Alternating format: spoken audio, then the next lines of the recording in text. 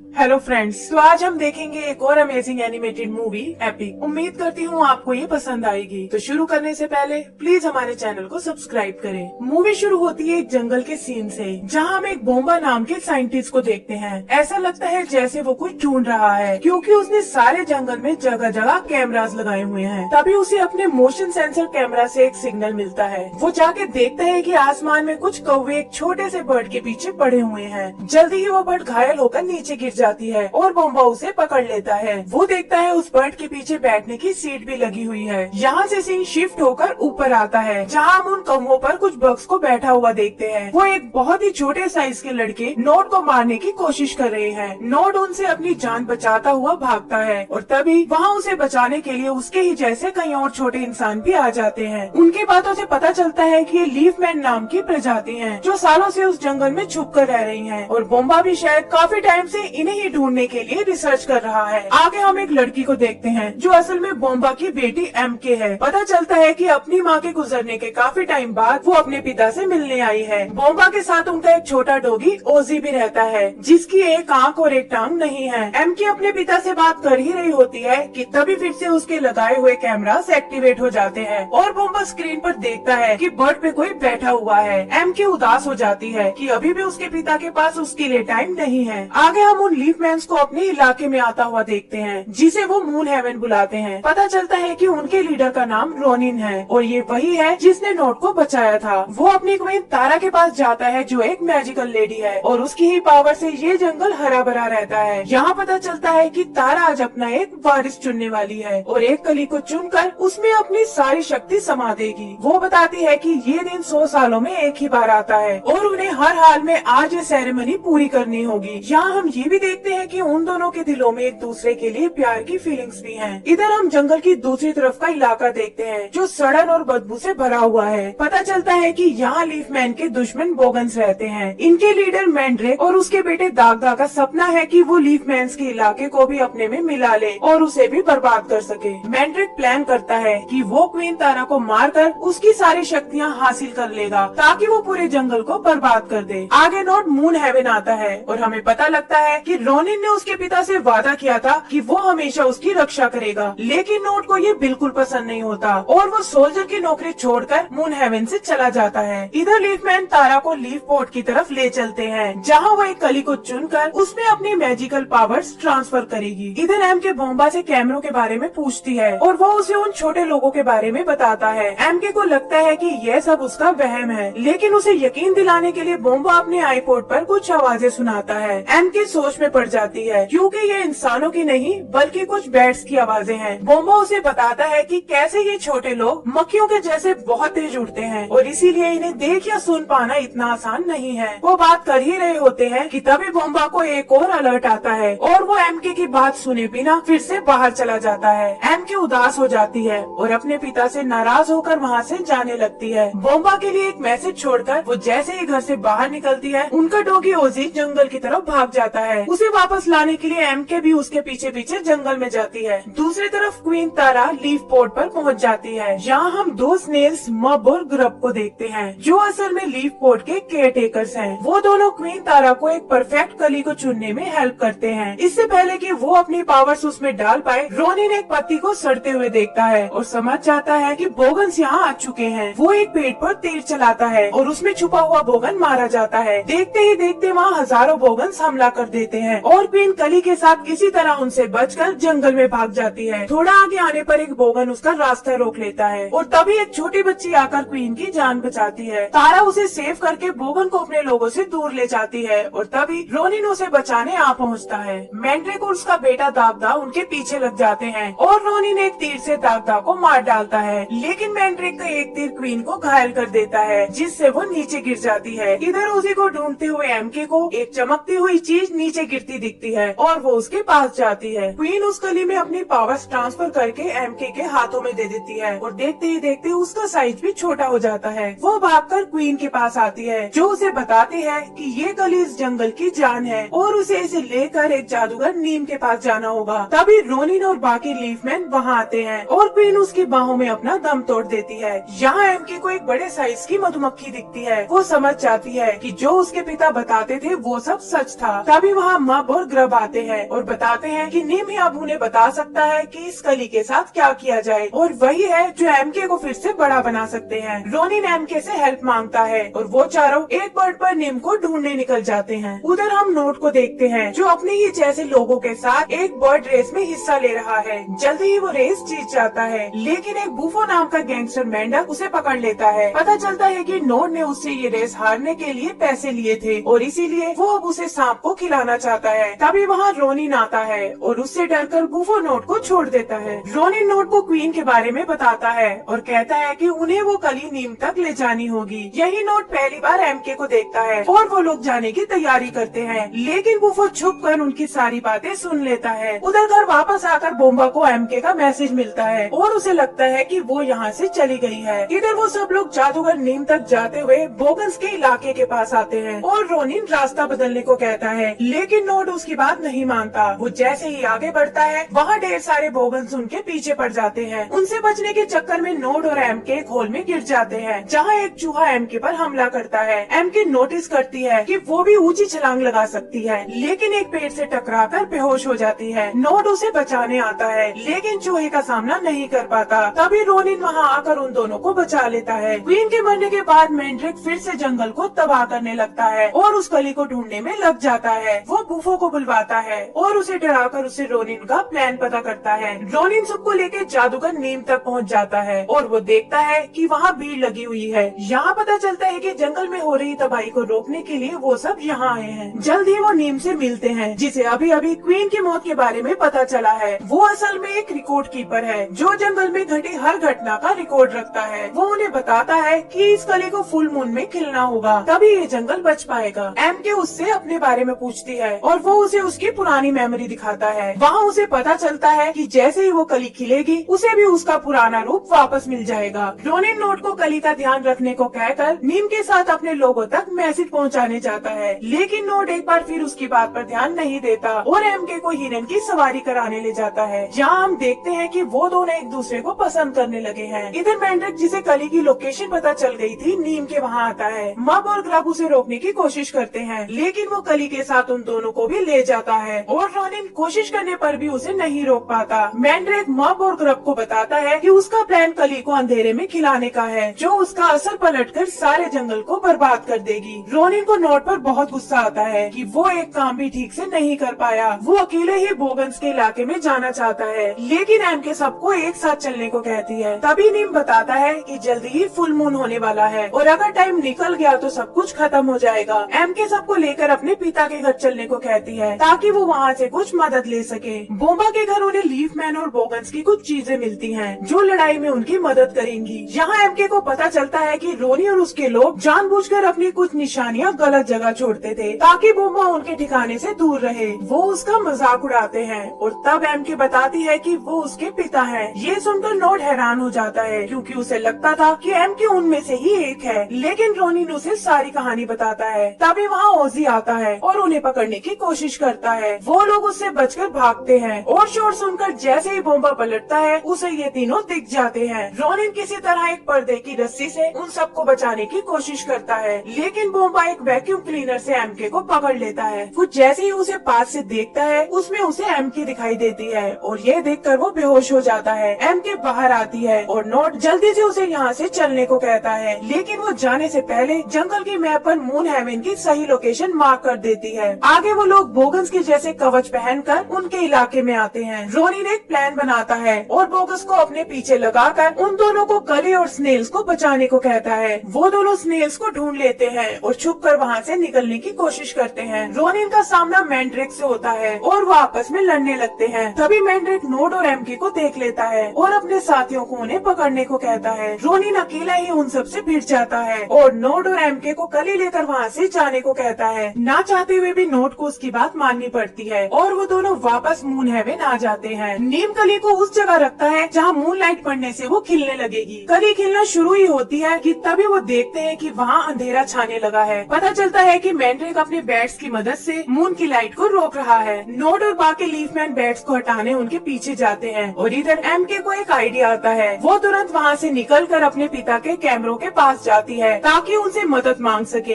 इधर बोम्बा को लगने लगता है कि शायद वो गलत था और कोई छोटे इंसान यहाँ नहीं रहते। वो अपने सभी कैमरास को बंद कर देता है, लेकिन तभी उसकी नजर मैप पे लगे पिन पर पड़ती है। वो समझ जाता है कि ये कोई सपना नहीं बल्कि उसने सच में एमके को ही देखा था। वो भागकर उस लोकेशन की तरफ जाता है जहाँ रास्ते में उसे एमके मिलती है, जो उसे अपने साथ चलने को बोलती है। इधर मैंड्रिक मून हेवन पहुँच जाता है जहाँ वो कली अंधेरे में खिल रही है। इससे पहले कि वो उसे छू पाए वहाँ रोनिन आ जाता है और उनमें एक बार फिर लड़ाई शुरू हो जाती है। एमके भी बोम्बा के साथ वहाँ पहुँचती है और जल्दी से उसकी जेब से उसका आईपॉड निकालती है। वो उसमें रिकॉर्ड बैट्स की आवाज चलाती है, जिससे सारे बैट्स आकर्षित होकर उनकी तरफ आने लगते हैं। बैट्स के हटते ही मून की रोशनी कली पर पड़ती है और तभी नोड और रोनिन मिलकर मैंड्रिक को बाहर धकेलते हैं। वो उड़ता हुआ एक पेड़ से टकराता है जो कली के इफेक्ट से ठीक हो रहा था और हमेशा के लिए उसमें कैद हो जाता है। कली के खिलते ही जंगल एक बार फिर हरा भरा होने लगता है और हम देखते हैं कि क्वीन तारा ने उसी लड़की को अपना वारिस चुन लिया है जिसने उसकी जान बचाई थी। नई क्वीन अपनी पावर से एमके को वापस भेजने लगती है और एमके नोड से अलविदा लेती है। वो दोबारा अपने साइज में वापस आ जाती है और अपने पिता से मिलती है। बोम्बा भी अपनी गलती समझ चुका था और वो एमके को ज्यादा से ज्यादा वक्त देने का वादा करता है। एंड सीन में हम देखते हैं कि नोट कैमरास के थ्रू एमके से बात करता है और वो अपने पिता को लेकर उनसे मिलने चल पड़ती है और इसी के साथ हमारी मूवी खत्म हो जाती है। तो दोस्तों, अगर आपको ये मूवी पसंद आई हो तो प्लीज हमारे चैनल को सब्सक्राइब करें। Thank you.